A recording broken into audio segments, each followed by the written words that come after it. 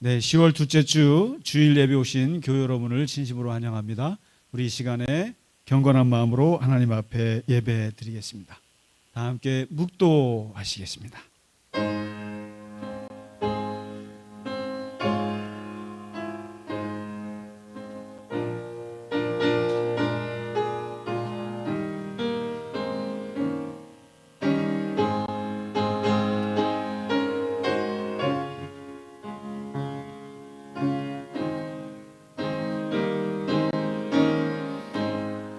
여호와의 이름을 찬양할지어다. 그의 이름이 홀로 높으시며 그의 영광이 땅과 하늘 위에 뛰어나심이로다.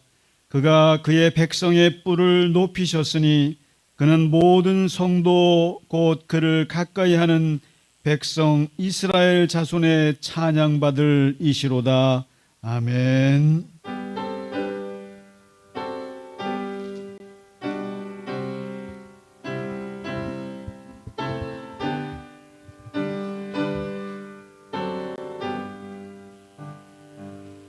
큰 영광 중에 계신 주 나 찬송합니다.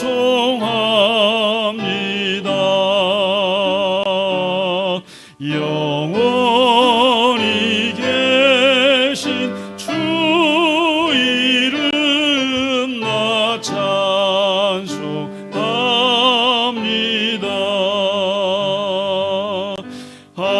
한없이 크신 능력을 나 찬송합니다.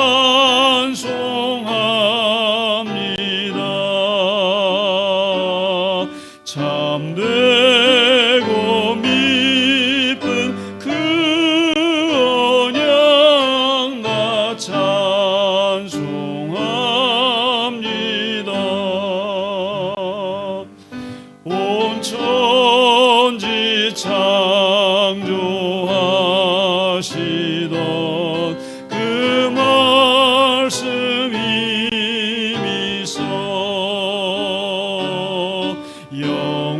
영원히 변치 않는 줄 나 믿사옵니다.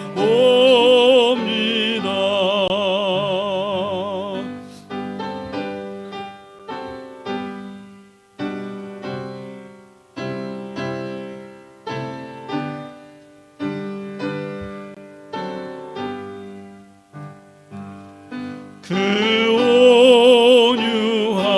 온유하신 음성 날 불러주시고 그 품에 품어 주시니 나 찬송합니다.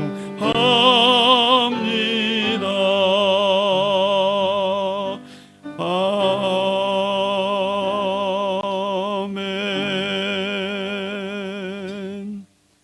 주기도문으로 우리의 신앙을 고백합니다. 나는 전능하신 아버지 하나님 천지의 창조주를 믿습니다. 나는 그의 유일하신 아들 우리 주 예수 그리스도를 믿습니다.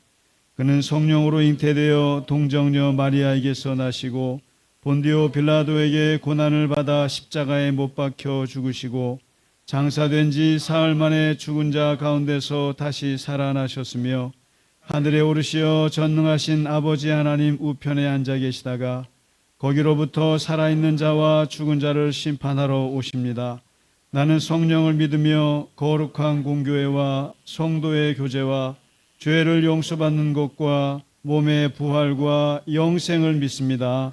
아멘. 오늘의 교독문 히브리서 11장 말씀입니다. 믿음은 바라는 것들의 실상이요 보이지 않는 것들의 증거니 믿음으로 모든 세계가 하나님의 말씀으로 지어준 줄을 우리가 아나니 믿음으로 아벨은 가인보다 더 나은 제사를 하나님께 드림으로 의로운 자라 하시는 증거를 얻었으니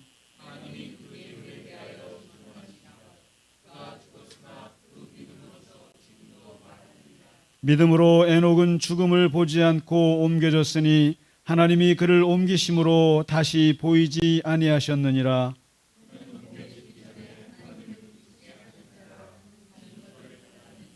믿음이 없이는 하나님을 기쁘시게 하지 못하나니 하나님께 나아가는 자는 반드시 그가 계신 것과 또한 그가 자기를 찾는 자들에게 상 주시는 이심을 믿어야 할지니라. 아멘.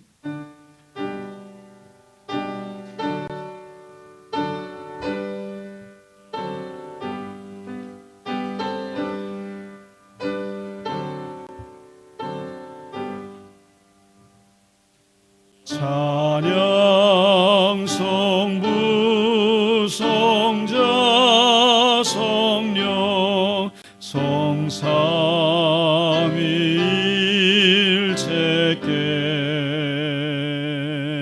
영원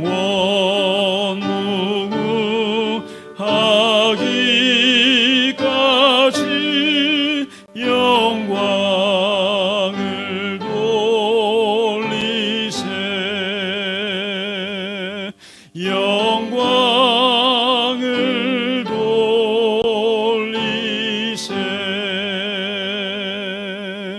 아멘.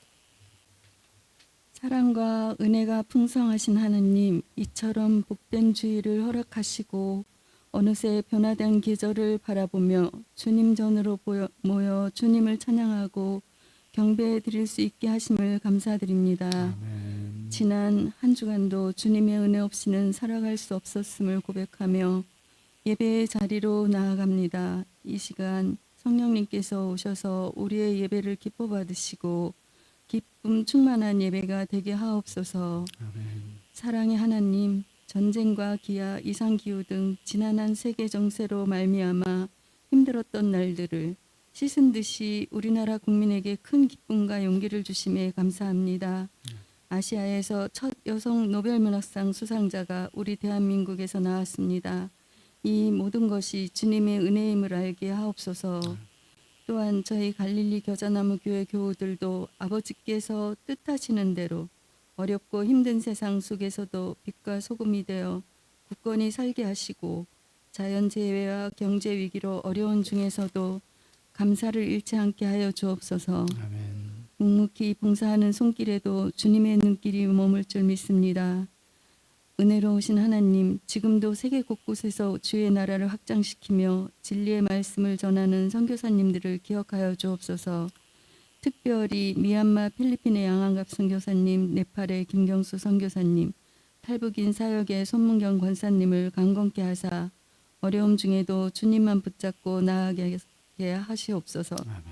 생명의 말씀 들고 단위에 서신 담임 목사님께 성령의 능력으로 붙들어 주시고 말씀을 통하여 주님의 주신 참된 평안과 기쁨을 얻는 귀한 시간 되게 해 주실 줄 믿습니다. 아멘. 매일매일 주님과 동행하며 삶을 살아가게 하옵시고 오늘도 전교인의 진심 어린 찬양을 함양하여 주시옵소서. 아멘. 오늘도 우리를 붙드시고 사랑하신 하나님께 감사드리며 예수님의 거룩하신 이름으로 기도합니다. 아멘. 아멘.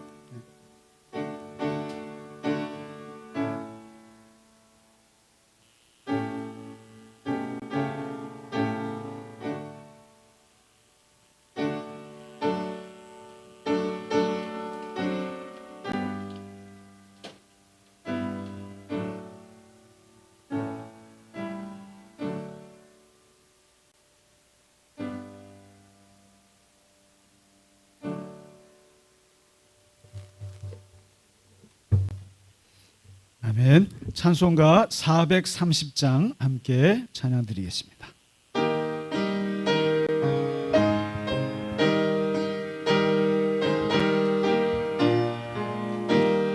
주와 같이 길 가는 것 즐거운 일 아닌가. 우리 주님 걸어가신 발자취를 밟게 가겠네. 한 걸음 한 걸음 주 예수와 함께 날마다 날마다 우리 걸어가리. 어린아이 같은 우리 미련하고 약하나 주의 손에 이끌리어 발명길로 가겠네. 한 걸음 한 걸음 주 예수와 함께 날마다 날마다 우리 걸어가리. 꽃이 피는 들판이나 험한 골짜기라도 주가 인도하는 대로 주와 같이 가겠네. 한 걸음 한 걸음 주 예수와 함께 날마다 날마다 우리 걸어가리.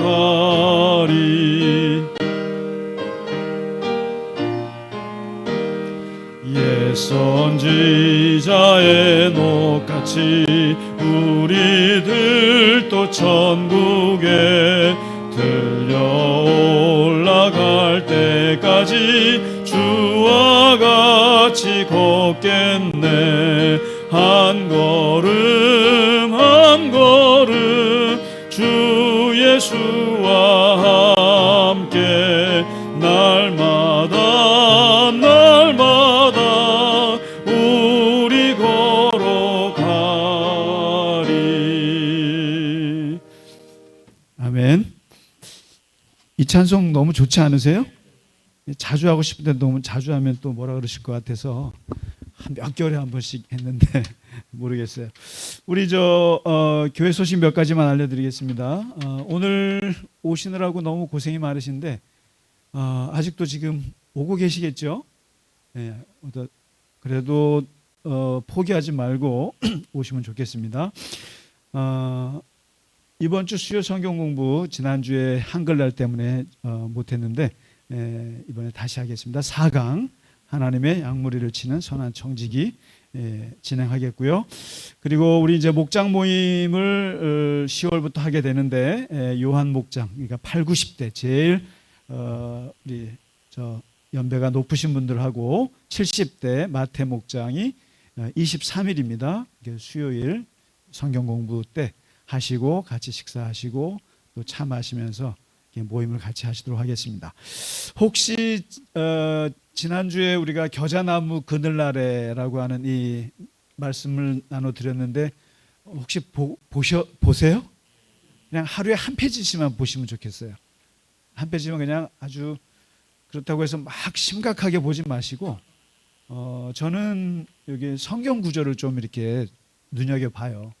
구절을 요걸 그냥 좀 그날 이날 오늘의 그냥 말씀이다라고 생각하고 이렇게 자꾸 되새기고 하는데 꼭 하루에 한 개씩 보시면서 말씀을 좀 묵상하실 수 있도록 하시면 좋겠습니다. 그래서 이번 주에도 또 나갑니다. 겨자나무 그늘 아래 말씀 묵상 함께 하시면 좋겠고요. 그래서 이 목장 모임 때 이 말씀을 가지고 내가 좋게 느꼈던 말씀들 그것을 나눌 수 있는 그렇게 활용하시면 좋겠습니다. 자, 그리고 이제 우리가 11월 17일이 우리 교회 창립일이에요. 17일이 추수감사절에 우리 교회가 창립이 됐는데 이번에는 5주년을 맞아서 특별히 시무장로님하고 시무권사님 세 분을 세웁니다.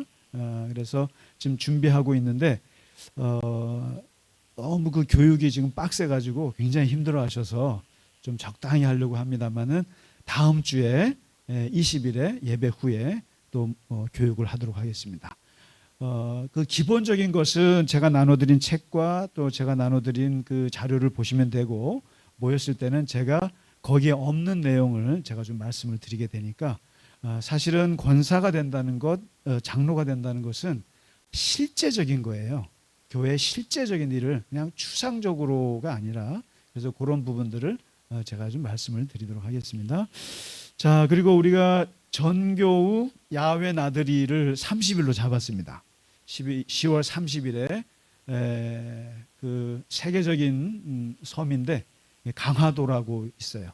강화도에 교동도라고 하는 곳에 가서 저 황해도도 좀 보시고 하는 아주 하루 일정으로 좋은 곳이 있는데 10월 30일 날 함께 가도록 하겠습니다. 그래서 그날 자리를 좀 비워 놓으시라고, 일정을 비워 놓으시라고 미리 광고 알림을 드립니다. 자, 그리고 한 가지 알림 소식은 우리 이창린 집사님이 이 10월 달 되면은 바쁘신 분인 것 같아요. 그래서 지난주는 필리핀 가서 뭐 하시고 이번 주는 보니까 오늘 신촌에 가면은 신촌 성결교회가 있고 신촌 장로교회가 있어요. 신촌 장로교회에서 거기에서 그 가을의 찬양제라는 무슨 그 합창단이 연주회를 하는데 거기서 한 곡을 부르신대요. 그래서 제가 우리 교회분들이 갈게요 그랬더니 한 곡밖에 안 부르는데 오지 마세요 그러시더라고요. 그래서 애매하긴 한데 혹시 가실 분들이 있으면은 7시 신촌 장로교회에서 한답니다. 그래서 같이 축하해 주시고 가실 수 있는 분들은 가주시면 좋겠습니다. 네, 그리고 우리 윤혁인 집사님 오랜만에 오셨습니다. 좀 자주 오세요. 박수로 좀 환영해 주시기 바랍니다. 네, 반갑고 고맙습니다. 우리 구건사님 저 허리가 불편하셨는데 오늘 오셨습니다. 저 오다가 오늘 또 막혀서 청계천에서부터 걸어오셨대요. 아, 이거 대단하십니다. 네. 야, 우리 박수로 환영해 주시고 서로 같이 인사하시죠. 예, 주님의 이름으로 사랑합니다. 주의 이름으로 축복합니다. 예, 주의 이름으로 건강하십시오.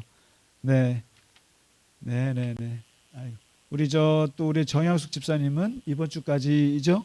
예, 예, 이번 주까지 하시고 다음 주에 뵐 수 있으면 좋겠고요. 네, 예. 우리 네, 반갑습니다. 예, 오늘 우리 김경림 집사님 가족분들이 오고 계신가요? 아니면 못 오실 것 같아요, 그렇죠? 네, 네. 아유, 우리 주일날 마라톤 대회 하지 않기를 기도해야 될 것 같아요. 이제 우리가 기도하면은 서울시가 굉장히 긴장할 텐데 그런 기도는 안 하고 싶은데 이러면 우리도 좀 해야 될지도 모르겠어요. 예, 그래서 예배에 좀 지장이 많은 것 같습니다. 아무튼 네, 잘 오시길 바랍니다. 자, 오늘 우리가 준비한 찬양입니다. 315장 내 주 되신 주를 참사랑하고 다 같이 일어나셔서 함께 찬양 올리겠습니다.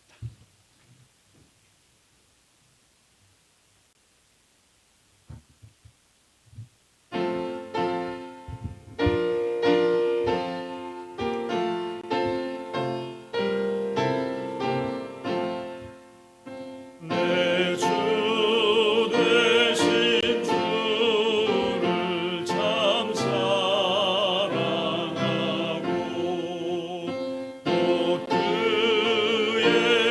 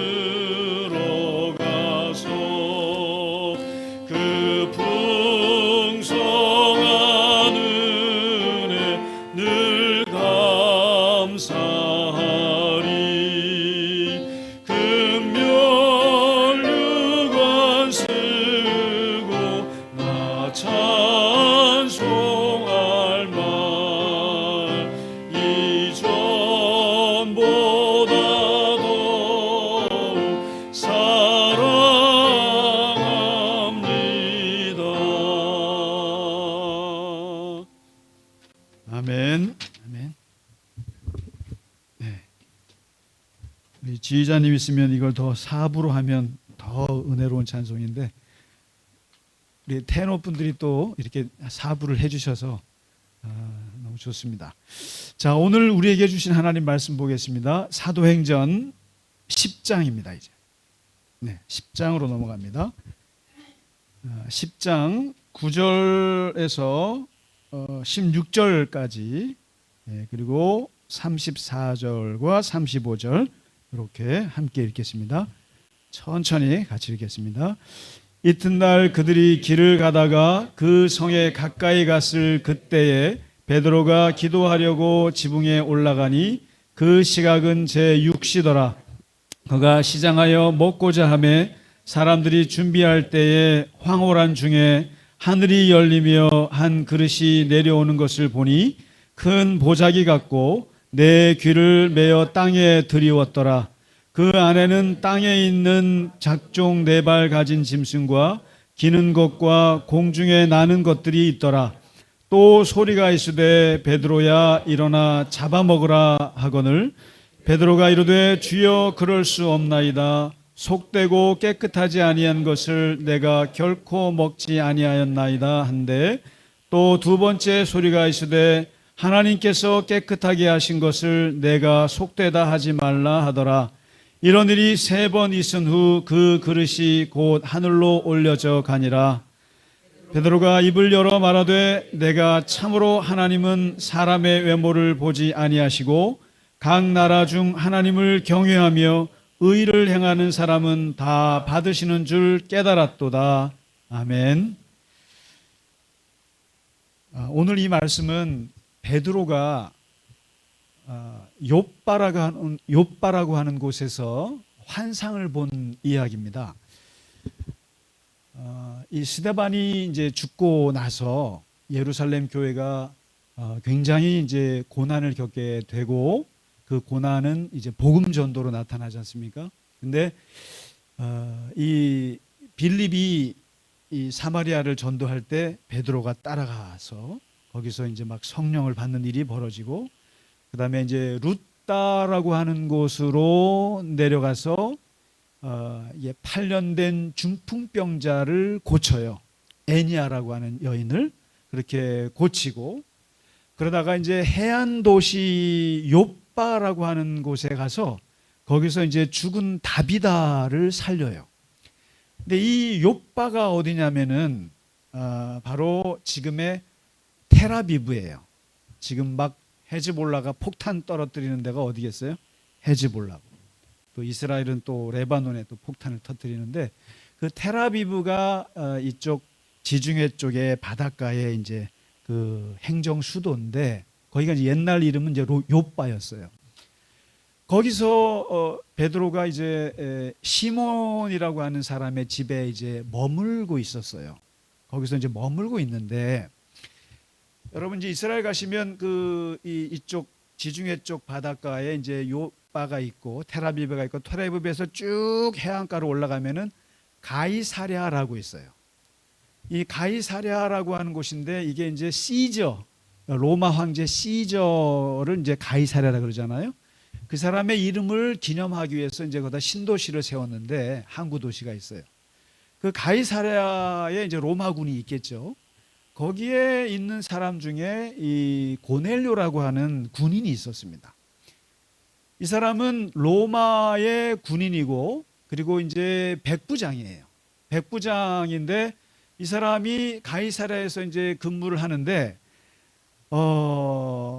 이 사람이 이방인이고 또 로마 사람이고 그리고 백부장 그러니까 100명을 거느리는 군대의 장교인데 이 사람이 하나님을 믿어요. 그러니까 이제 식민지 국가에 와가지고 이 식민지 유대교의 하나님을 이 고넬료가 믿게 된 거예요. 그래가지고 이 사람이 비록 로마 사람이지만 이 유대교의 하나님을 믿고 그리고 굉장히 구제를 잘하고 그리고 항상 기도하고 그리고 매우 경건하고 그래서 누가 봐도 하나님 보시기에 굉장히 괜찮은 사람이었어요. 그러던 그 고넬료가 기도 중에 하나님의 사자가 나타나서 어떤 메시지를 주냐면은 너 베드로라는 사람을 만나라. 베드로라고 하는 사람을 만나서 그 사람에게 말씀을 들으라. 이런 메시지를 들어요. 그래서 그 사람이 어디 있습니까? 텔아비브에 있다. 요바에 있다. 그래서 부하들을 시켜서 그 이제 베드로를 청하러 갑니다. 가고 있고 그 동시에 그 시간에 12시에 베드로는 사실은 이스라엘은 유대교는 하루에 3번 기도하거든요. 아침 9시, 12시, 오후 3시. 이슬람은 5번이잖아요. 3번 하는데 12시 기도 시간에 이제 그 시몬의 집에서 기도하고 있던 중이었어요. 이제 기도하고 있는데 갑자기 이게 모르겠어요. 아마 제가 볼 때는 이게 점심 때쯤 기도하다 보니까 배고파서 이런 환상을 본 것 같아요. 이건 제 그냥 이걸 뭐라 그러죠? 추측입니다, 그냥. 근데 하늘에서 먹을 게 내려와요. 먹을 게 내려오는데 그 보자기가 이렇게 내려오는데 거기에 보자기에 쌓여 있는 게 보니까 다 음식들이에요. 먹을 음식들인데 그런데 못 먹는 음식들인 거예요. 율법적으로. 레위기 11장에 보면은 먹어야 될 음식과 먹지 말아야 될 음식을 쫙 나눠줬어요. 부정한 짐승, 부정하지 않은 짐승.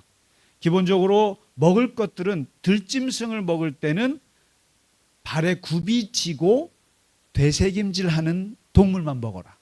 둘 중에 하나만 안 돼도 안 돼. 돼지는 굽은 있지만 갈라졌지만 새김질을 안 하기 때문에 안 되고, 토끼는 되새김질은 하지만 굽이 안 갈라져 있기 때문에 안 돼요. 토끼 고기는 그렇게. 그리고 물고기를 먹을 때는 물고기는 비늘과 지느러미가 있는 것만 먹어라. 고등어, 뭐 또 뭐가 있죠? 뭐 조기 뭐 이런 것들 먹으면 안 되는 건 뭐겠어요? 오징어 먹으면 안 돼요. 그런 거 비늘이 없는 거. 그다음에 새 조류 중에는 독수리 안 돼요. 솔개 안 돼요. 박쥐 안 돼요. 부엉이 안 돼요. 올빼미 안 돼요. 이런 것들은 먹지 마라. 기준을 얘기하지 않고 종류만 얘기했어요. 그리고 곤충은 날개 달리고 네 발 달리고 기어다니는 건 먹지 마라. 도마뱀 같은 거 그런 건 안 돼. 그러나 예외가 있는데 메뚜기는 먹어. 귀뚜라미 먹어도 돼. 뭐 이렇게 돼 있어요. 이게 이스라엘 사람들은 딱 몇백 년 동안 머리에 딱 있어요. 그러니까 돼지고기 절대 안. 그러니까 이슬람하고 유대교는 돼지고기 안 먹지 않습니까? 돼지고기 절대 안 먹어. 그다음에 뭐 새, 독수리, 까마귀 안 돼. 그래 대신 닭은 먹을 수 있어요. 그래서 이 중동은 닭고기가 그렇게 아주 많이 먹습니다. 오징어 먹으면 안 돼. 이런 건데 이런 음식. 근데 문제는 아니 먹을 수 있는 것이 내려오는 게 아니라 못 먹는 것만 내려오는 거예요. 뭐가 내려왔겠어요? 보자기에 돼지고기 삼겹살이 내려. 네, 오징어 제육볶음이 내려. 그다음에 막 저 까마귀 고기가 내려오고 도마뱀 막 이런 게 내려오는 거예요. 이런 게 내려오는데 문제는 그 하늘에서 들리는 음성이 잡아먹으라. 잡아먹으라. 아이고 하나님 말도 안 돼.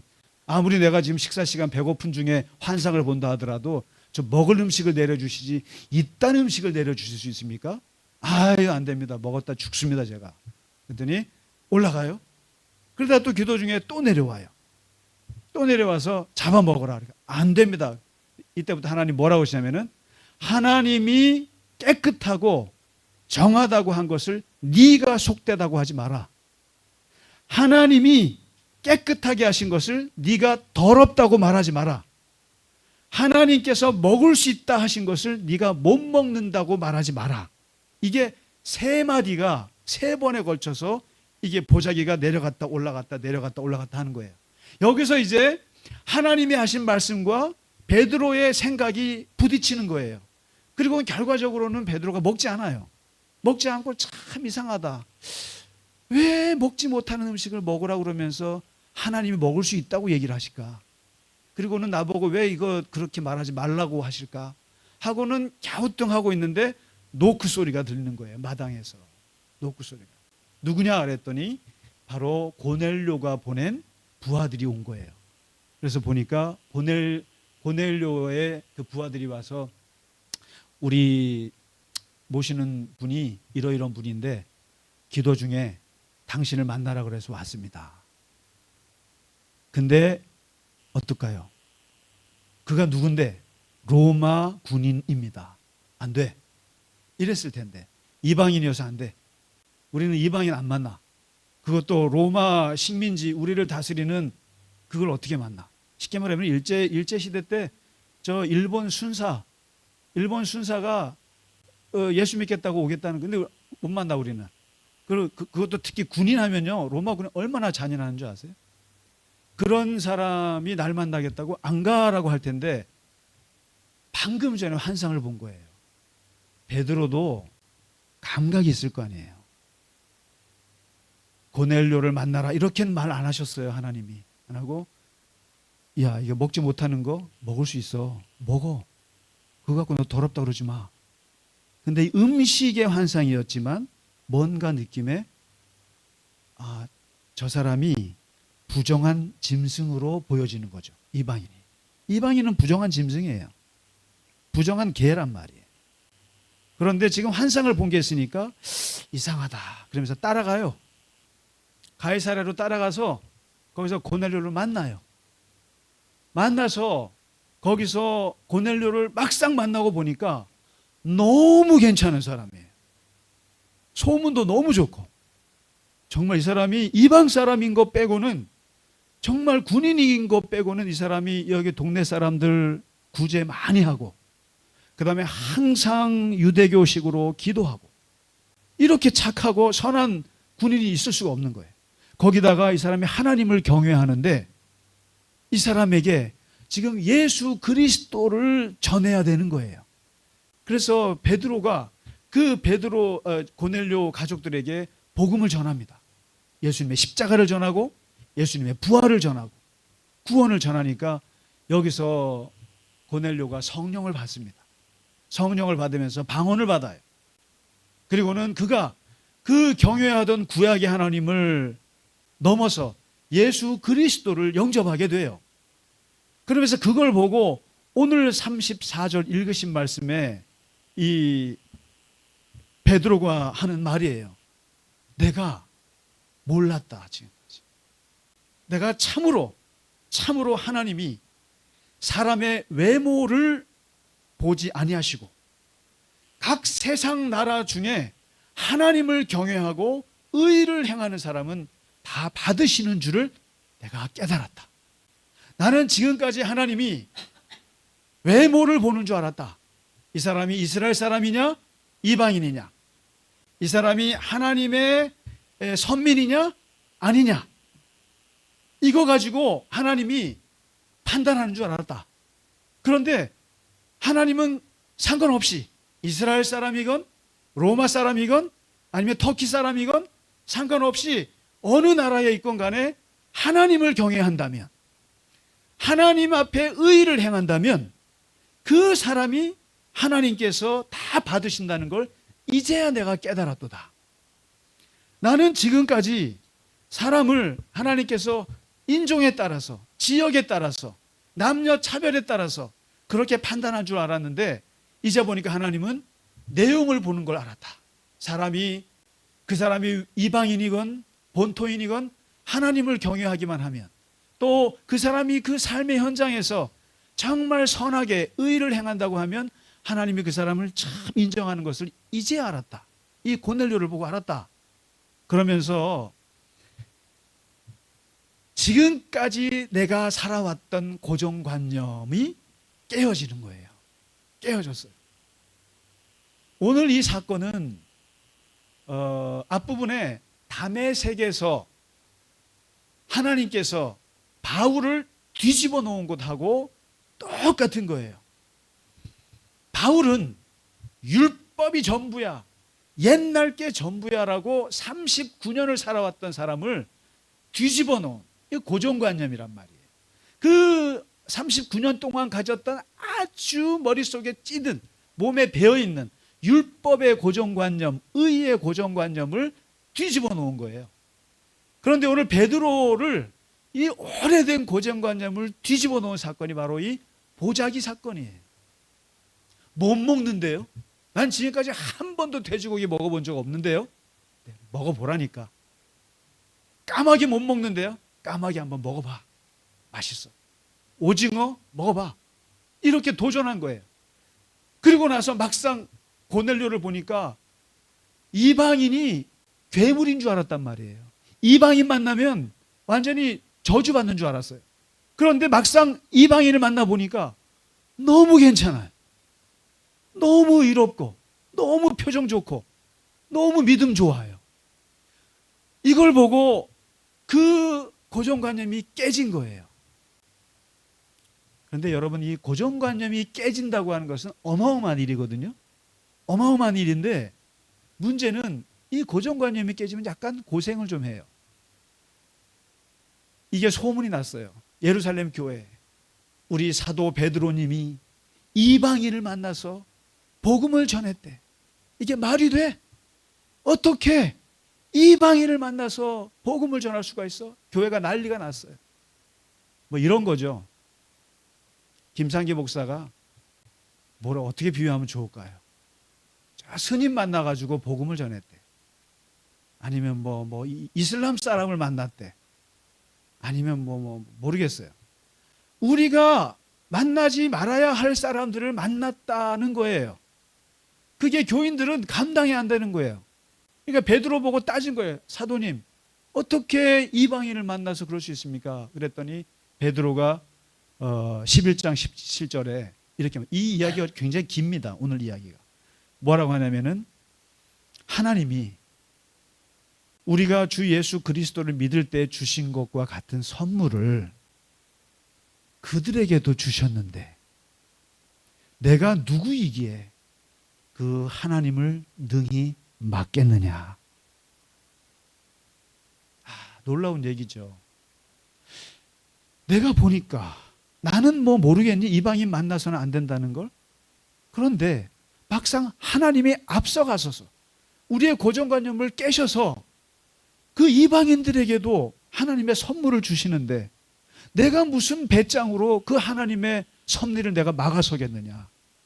그러면서 떠오르는 생각이 바로 예수님이 3년 전에 3년 반 동안 외쳤던 말씀들이 떠오르는 거예요. 이제 예수님이야말로 고정관념을 뚫고 나가신 분이거든요. 새 술은 새 부대에 담아야 한다. 왜 새 술을 옛날 부대에 담으려고 그러냐. 이게 뭐예요? 자꾸만 옛날로 돌아가지 말고 새로운 시대는 계속 바뀌는데 거기에 왜 자꾸만 옛날 푸대 가지고 새로운 걸 받아들이려고 그러냐. 그러면서 예수님이 이런 얘기를 하셨거든요. 나는 의인을 부르러 온 게 아니야. 나는 죄인을 부르러 왔어. 이것도 고정관념을 깨는 거였어요. 나는 죄인을 찾으러 왔어. 그리고 강도 만난 사람 선한 사마리아인 비유에서도 이것도 고정관념을 깨는 거예요. 강도 만나서 고통받고 있는 사람을 도와준 사람은 우리는 레위인이 도와줄 줄 알았지, 제사장이 도와줄 줄 알았지, 아니야, 당신이 개처럼 여기는 사마리아 사람이 와서 그 사람을 도와줬어. 고정관념을 깨는 거예요. 예수님께서. 사람이 안식일을 위해서 노예가 되는 게 아니야. 안식일이 사람을 위해서 존재하는 거야. 안식일이 너를 편안하게 해줘야지. 안식일 때문에 거기에 매여가지고 너를 억압하려고 한 게 아니야.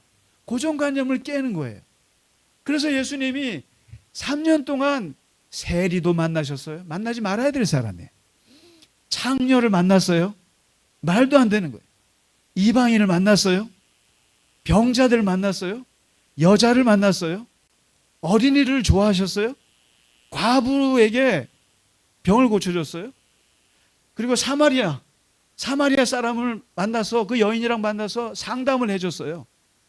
거침없이 만나셨어요.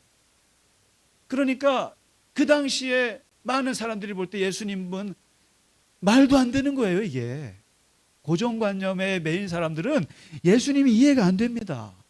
이해가 안 돼요. 그래서 고정관념이란 스테레오 타입이라고 하는 거, 이게 굉장히 무서운 건데요. 이게 우리 신앙인들, 우리 기독교인들도 굉장히 고정관념이 깊이 뿌리 박혀 있어요, 사실. 이걸 뭐라고 그러냐면은 사람이 어떤 생각이나 관념을 가질 때 그것이 잘못됐어 라고 설득을 받고 또 상황이 바뀌어도 당사자가 그 생각이나 관념을 수정하지 않는, 그래서 지나치게 일반화된 고착된 사고방식이라는 거예요. 좀 더 쉽게 말하면 반대 사례를 목격하더라도 여전히 사라지지 않는 비합리적인 생각이 고정관념이에요. 예를 들면 유대인과 아시아 사람들은 수학을 잘합니까? 수학을 잘해요? 흑인은 랩과 운동을 잘할 것 같으세요? 잘한다고들 하죠. 이게 고정관념이라는 거예요. 가난한 사람은 정직해요? 부자는 교활해요? 운동선수는 머리가 나빠요? 저희 때도 그랬어요. 고등학교 때 운동선수들은 다 머리 나쁜 애들이 운동선수였어. 그 고정관념. 손흥민이 머리 나빠요? 오타니가 머리 나빠요? 말이 돼요? 말이 안 됩니다. 유대인은 인색해요? 유대인이? 세상에 기부 제일 잘하는 데가 유대인입니다. 지금은 전쟁 때문에 참 저래서 참 속상합니다만은, 흑인은 폭력적입니까? 뚱뚱한 사람은 게을러요? 금발은 멍청합니까? 이게 다 우리가 알고 있는 고정관념이에요. 고정관념들이 여러분 잘 생각해 보면 굉장히 많아요. 우리끼리도. 여자는 뭐 스테레오 타입이라는 거예요. 정해진 타입이 있어요. 여자 하면 시끄러워 뭐 이런 게 있는 사람이 있고, 여자 하면 뭐 똑똑해 뭐 이런 게, 이게 타입. 남자 하면 뭐 남자는 늑대 뭐 이런. 돼지는 더러워 그러면은 돼지가 제일 서운해해요. 돼지처럼 깨끗한 동물이 없대요. 늑대 하면 저 사람 저 남자 늑대야 그러면은 뭐 무슨 뜻이에요? 이 여자 저 여자 이런 거 아니에요. 그런 소리를 늑대가 들으면 진짜 화난대요. 늑대는 평생 한 암컷만 섬긴답니다. 이게 다 고정관념이에요. 고정관념이에요, 이게. 제가 이걸 보니까 요즘에 우리나라가 참 이게 이제 개방이 많이 돼가지고 참 K 문화 이런 게 대해서 지금 해외에서 많이들 오잖아요. 그래서 TV나 어디 보면은 우리말을 우리보다 더 잘해요. 근데 그 중에 타일러라고 하는 미국에서 온 사람이 있어요. 이 사람은 한 5개 국어를 하는 것 같아요. 근데 굉장히 똑똑한데 아주 스마트한 친구인데 유튜브를 하는 걸 제가 봤어요. 보니까 저도 아주 너무 깜짝 놀랐어요. 자기가 세계 한 23개국 이상을 다녔는데 딱 한국에만 있는 독특한 게 하나 있다는 거예요. 그게 뭔가 했더니 여러분도 모르고 저도 모를 거예요. 바로 그 외국인 눈에만 보이는 거화였어요. 왜냐하면 모든 공공건물이나 빌딩이나 이런 데 갔을 때 문들이 있지 않습니까? 문인데 고정문이 있다는 거예요. 고정문. 그래서 항상 보면은 문이 6개 정도 있는데 항상 문이 들어갈 수 있는 건 한 개만 열어놓고 하나는 고정문이라는 거예요. 그래 옆문을 이용하시오. 이렇게. 근데 우리가 그거 이상하게 생각해 본 적이 있어요?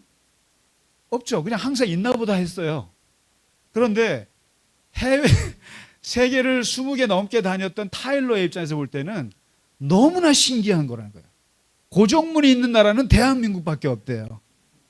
만일에 미국 같으면 고소당했을 거라는 거예요. 미국은 고소의 나라니까. 왜 문을 만들어 놓고 한쪽은 닫아 놓냐 이거예요. 근데 알고 봤더니 자기가 조사해 봤더니 안전의 이유, 관리의 이유, 에너지 효율의 이유 등등 예를 있는데 도저히 자기는 이해가 안 된다는 거예요. 왜 문을 만들어 놓고 하나를 닫냐는 거예요.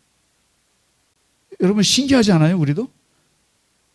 그래서 여러분 나도 이제 고정문 있으면 다 좀 뭐라 그러려고 그래요, 이제. 그러니까 이게 그러면서 말하는 게 바로 한국인들의 고정관념이에요. 이게 관리자 위주, 사용자 위주가 아니라 관리자 위주로 한 거란 말이에요, 고정문을. 근데 외국인의 눈에서 볼 때는 이거는 참 이상하다는 거예요. 바로 이 고정관념을 깨는 것은 본인 스스로 깨기가 어려워요. 누군가 밖에서 우리를 깨야 되는데, 지금 이 유대인들의 머릿속에, 베드로의 머릿속에 있는 고정관념 중에 하나가 뭐냐면 하나님의 백성은 오직 이스라엘이다, 이거예요. 하나님의 백성은 오직 이스라엘이다. 이게 바로 지독한 선민 사상이에요. 우리만 택했다는 거예요. 우리만 택했다. 오직 구원은 아브라함의 자손 이스라엘에게만 있다. 구원은 딴 사람에게는 없다. 그리고 이방인은 더럽다. 이방인은 개다. 이방인에게 구원이란 없다. 그래서 여러분, 지금 이스라엘 사람들이, 이스라엘 군인들이 다 이스라엘 다 그런 거 아니에요. 다 그런 거 아니지만 그 네타냐후 같은 그런 나쁜 총리 같은 사람들, 전쟁주의자들 같은 경우는 그 사람들은 가자에 있는 그런 그 팔레스틴 사람들이 개로 보인대요. 죽일 때 개를 죽인다고 생각하지 사람을 죽인다고 생각 안 합니다. 왜냐하면 이방인이니까. 이게 바로 몇백 년, 몇천 년 내려왔던 이 선민 사상이에요. 고정관념이에요. 이 고정관념을 갖고 있는 한 이게 안 되는 거예요. 근데 베드로는 예수님을 만났고 이제 예수님의 복음을 전하는데, 이제 이 유대교에 빠져 있는 고정관념을 깨지 않고는 예수님의 복음이 전 세계로 나갈 방법은 없어요. 이방인이 세계 이방인들이 있는데 이방인들에게 어떻게 보편적으로 복음이 나갑니까? 이방인들은 다 죄인이고 이방인들은 개인데 할 수가 없죠. 그러니까 이 베드로는 고정관념을 깰 수 없으니까 하나님이 깨시는 거예요. 하나님이 깨시는 거예요, 보자기로. 그리고 고넬료를 강제로 만나게 해서 이걸 깨는 거예요. 이 고정관념을 가지면 심각한 문제가 뭔지 아세요? 이겁니다. 사람을 사람으로 못 봐요. 사람을 사람으로. 여러분 보세요. 아프리카에서 오신 분이 있어요. 그러면은 내가 아프리카 하면 더럽다라고 하는 고정관념이 있는 분들은 죽었다 깨어나도 아프리카 사람하고 악수 못 해요. 저게 더러운. 이슬람 사람을 만나면 저 사람이 이슬람이라고 하는 그것 때문에 무서워서 못 만난단 말이에요. 근데 막상 만나보세요. 너무 괜찮아요. 스님들 그다음에 무속인들, 전 사실 무당을 만났을 때 조금 좀 그러긴 했어요. 조금 겁나더라고요. 그러나 그런 고정관념을 깨고 보면 그 사람도 사람이고, 조금 더 나가면 하나님의 피조물이에요. 하나님이 만드신 아주 사랑스러운 피조물이에요. 누구든지. 그런데 사람들은 그 고정관념에 묶여서 사람을 사람으로 못 보는 거예요. 저 사람은 무슬림이니까, 저 사람은 흑인이니까, 저 사람은 강원도니까, 강원도니까 무식할 거야. 저 사람은 못 배웠으니까. 반면에 저 사람은 박사니까 다 알 거야. 다 알게 뭘 다 알아요. 저 사람은 잘 사는 사람이니까, 저 사람은 못 사는, 저 사람은 남자니까, 여자니까, 이런 스테레오타입을 두고 있는 한 그 어떠한 대화와 소통과 복음의 가능성은 제로예요. 오늘 욥바에서 이 베드로가 고정관념을 깨면서 세계관이 변합니다.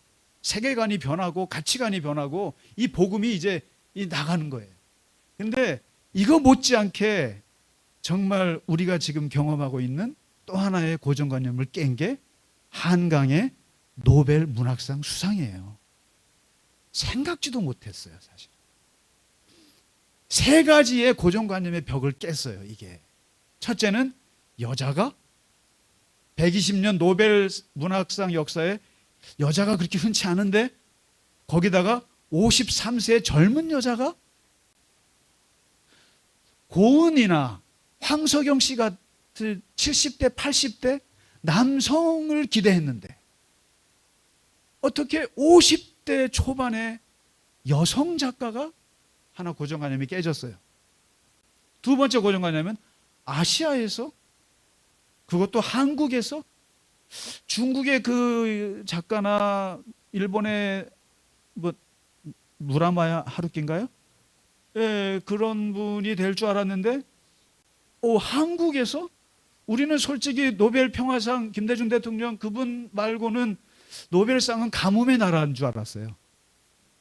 근데 이게 야, 아시아에서 우리에게도 오네? 그리고 또 놀라운 고정관념은 이분의 작품을 우리는 또 한때 또 블랙리스트로 해놨어요.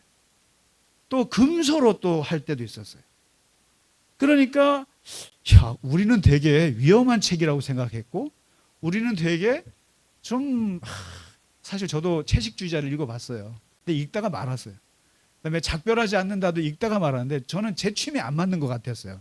너무 이게 뭐 시 같아요. 제가 시를 별로 안 좋아하거든요. 그러다 보니까 그냥 읽다가 이렇게 말하는데, 어저께 그 책을 좀 구하러 교보문고 실패, 홍익문고 실패, 헌 책방 가서 또 실패, 한 3군데 실패해서 그냥 헌 책방에서 9권을 3만 원에 샀어요. 이 책. 근데 아무튼 이게 너무 놀라운 얘기인 거예요. 그런데 이 노벨상 위원회 대변인이 뭐라고 얘기를 했냐면, 제가 좀 다 찾아봤어요. 밀도 높은 시적 산문을 통해서 역사적 트라우마와 직면했고 인간 삶의 본질적인 취약함을 드러내준 작품들이다. 이게 그러니까 이분이 사실 연대 국문학과를 나왔거든요. 근데 시인으로 등단했고, 근데 문제는 시인이면서 산문을 겸한 놀라운 거죠. 여러분, 이 문학에서는 시가 제일 높다 그러잖아요. 근데 시적인 감각을 갖고 소설을 쓰니까 한 문장 한 문장이 굉장히 밀도 높게 본 거예요.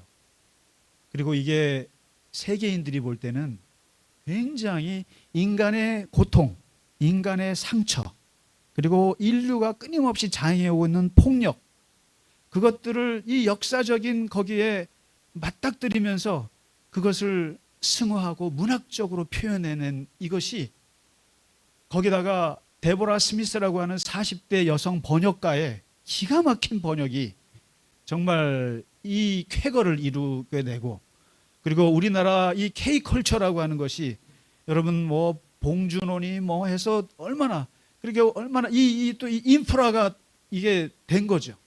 그러니까 이런 쾌거가 했는데, 재밌는 게 그 옥스퍼드 영문학과 교수 중에 안기 무허지라고 하는 교수님이 있는데, 이분은 이미 20년 전부터 한강을 주목을 했더라고요. 주목을 해서 2년에 한 번씩 20년 동안 한강의 작품을 가지고 강의를 했던 분이에요. 이분이 이번에 노벨상을 받은 걸 보고 평가를 하는데 뭐라고 했냐면은, 그녀의 글쓰기는 거침없이 정치적이다. 역사적인 거를 이렇게 썼으니까요. 그러나 그녀가 절대로 놓치지 않는 것이 바로 문학적 상상력이다. 무엇보다도 그녀의 글은 위선적이지 않다. 누구를 가르치려 하지도 않는다. 훈계하려 하지 않는다. 도덕적이지도 않다. 오히려 유쾌하고 즐겁고 초현실적이다. 그러니까 제가 그걸 보다 말았어요. 왜냐하면 뭐 이렇게 뭐 누구를 비판하는 것도 없어요. 그냥 그 아픔을, 역사적 고통의 아픔을 이렇게 서려내는 표현 하나하나가 시적으로 초현실적으로 쓰니까, 이게 그 외국인들의 눈에 볼 때는 이게 보편적인 정서가 맞은 거예요. 그래서 이 한강의 책을 읽으면서 많은 서양 사람들이 눈물을 많이 흘렸대요. 그 표현 하나하나가. 그러니까 이게 우리는 그렇잖아요. 우리는 우리 안에 있으니까 무시하고 아무것도 아니라고 생각했지만, 그러나 세계의 보편적인 눈에서 볼 때는 대단히 위대한 거죠. 그게 눈에 탁 띄는 거예요. 바로 이게 고정관념을 뛰어넘는 거예요. 그래서 말씀을 마치겠습니다. 하나님께서 다메섹에서 바울의 고정관념을 깨뜨리지 않았다면 기독교의 세계화는 불가능했을 거예요. 하나님께서 요바에서 베드로의 고정관념을 깨지 않았으면 우리에게 예수님의 복음은 우리에게 올 수 없었을 거예요. 그래서 찰스 다윈이 이런 말을 했어요. 최후까지 생존하는 사람은, 최후까지 살아남는 사람은 힘이 센 사람이 아니다. 그리고 영리한 사람도 아니다. 변화에 가장 민감한 사람들이다. 이렇게 했습니다. 고정관념을 갖고 있으면은 변화를 살 수가 없어요. 고정관념을 가지고는 새롭게 다가오는 AI 시대를 어떻게 맞이하실 거예요? 새로운 기술혁명 시대에 새로운 시대를 맞이할 수가 없어요. 그러니까 변화에 민감한 사람들이, 민감한 종족들이 살아났다는 거예요. 그래서 그 에픽테투스라고 하는 그리스 철학자가 뭐라고 했냐면은 사람이 고통받는 것은 무슨 사건이 일어나서가 아니라는 거예요. 고통받는 사건이 일어나서가 아니라 그 사건을 바라보는 관점 때문에 고통받는다는 거예요. 이게 무슨 말입니까? 어떤 일이 벌어졌을 때 사람들은 그것을 해석해야 돼요. 의미를 해석하는데 그것이 고정관념에 사로잡혀 있는 관점으로 새롭게 벌어진 도저히 이해할 수 없는 이 고난의 것을 받아들이면 이 관점 때문에 내가 고통스러운 거예요. 욥이 왜 고통받았겠어요? 이 고통 자체도 고통이지만 그것을 바라보는 관점, 옛날에 내가 배웠던 그 신앙의 관점으로 보니까 이게 풀리지 않는 겁니다. 그래서 이 고정관념이 내가 생각하고 있는 것이 틀릴 수도 있다. 내가 생각하고 있는 가치관이 틀릴 수도 있다. 내가 말하고 있는 이 지식이 유효기간이 끝난 걸 수도 있다라고 생각을 하고 세상을 바라보지 않으면 우리는 계속 고통을 당할 수 있다. 그래서 오늘 베드로의 이 고정관념을 깨는, 그래서 하나님께서는 우리에게 그 고정관념을 깨셔서 새롭게 변화하는 그 시대에 하나님께서 잘 생존할 수 있도록, 거기에 살아남을 수 있도록 우리를 끊임없이 우리의 생각을 새롭게 하시는 줄 믿습니다. 우리 시간 하나님 앞에 찬양 드리고 예배를 마치겠습니다.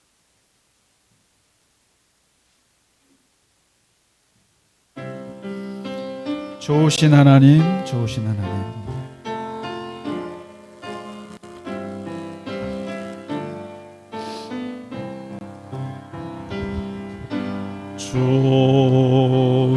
좋으신 하나님, 좋으신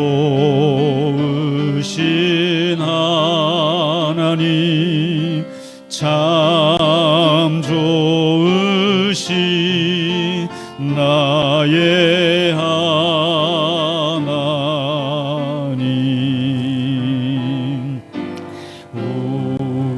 우리의 기도를 응답해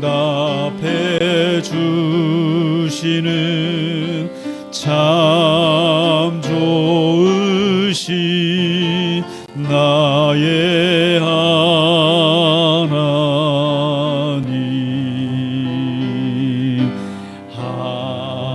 한없는 축복을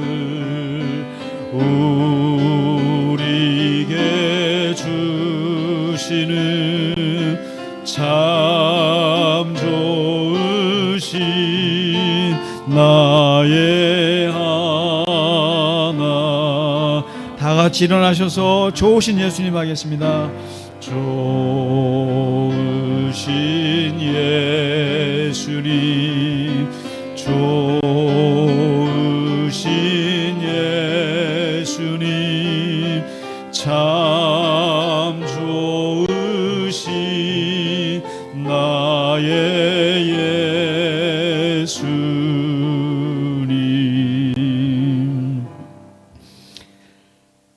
하나님 아버지, 우리 모두에게 우리가 잘못 알고 있는 무지와 고정관념을 새롭게 뒤집을 수 있는 하늘 보자기를 우리에게 내려 주시옵소서. 우리가 무슨 수로 내가 이 땅에서 살아가면서 알고 있는 지식들, 그 많은 유효기간이 끝난 지식들을 가지고 이것을 어떻게 내가 벗어내고 새로운 시대를, 새로운 것을 맞이하며 새로운 시대에 생존할 수 있겠습니까? 하나님께서 은혜의 하늘 보자기를 내려주시지 않으면 우리의 고정관념을 깰 방법이 없음을 잘 압니다. 하나님 아버지, 우리의 생각을 주관하시는 하나님 아버지, 우리의 사고와 우리의 관념을 다스리시는 아버지 하나님, 우리가 하나님의 눈으로, 주님의 그 눈으로 세상을 잘 바라볼 수 있도록 우리의 눈을 활짝 열어주시옵소서. 그래서 우리가 하나님 안에서 평안을 누리고 우리의 마음이 기쁨을 누리고 또 불편하지 않고 또 많은 사람들을 품을 수 있는 하나님의 놀라운 포용의 가슴을 우리에게 허락하여 주시옵소서. 베드로를 통해서 주님의 복음이 전 세계로 나갈 수 있게 길을 여신 것처럼 하나님께서 우리를 통해서 하나님 갈릴리 겨자나무 교회가 세상을 향해서 잘 뻗어나갈 수 있도록 하나님 아버지 축복하여 주시옵소서. 주님, 이 시간 주님 앞에 드린 예물 위에도 하나님 함께 하시고 기뻐 받으시며 드린 손길을 축복하시며 늘 동행하여 주시옵소서. 이제는 우리 주 예수 그리스도의 크신 은혜와 하나님 아버지의 지극하신 사랑과 성령님의 감화, 감동, 위로, 교통하심이 오늘 주님 앞에 간절한 마음으로 예배하고 이제 세상 가운데서 주와 더불어 승리하기를 원하는 우리 갈릴리 겨자나무 교회 모든 교우들 머리 위에 이제로부터 영원까지 함께 하시기를 간절히 축원하나이다. 아멘.